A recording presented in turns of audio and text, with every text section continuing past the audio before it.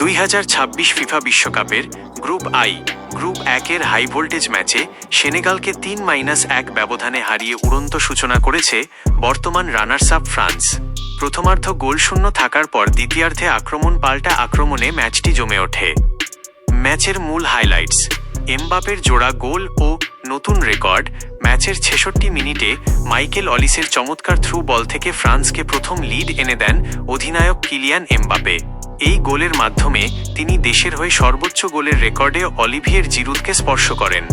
এরপর ম্যাচের অতিরিক্ত সময়ে 90+6 মিনিটে 30 গজ দূর থেকে এক দুর্দান্ত দূরপাল্লার শটে নিজের দ্বিতীয় গোলটি করে ফ্রান্সের সর্বকালের একক সর্বোচ্চ গোলদাতা 58 গোল হওয়ার গৌরব অর্জন করেন তিনি।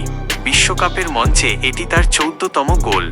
বারকোলার ম্যাজিক: বদলি খেলোয়াড় হিসেবে মাঠে নামার মাত্র 2 মিনিটের মধ্যে 82 মিনিটে পিএসজি উইঙ্গার ব্র্যাডলি বারকোলা গোল করে ফ্রান্সের ব্যবধান 2-0 করেন।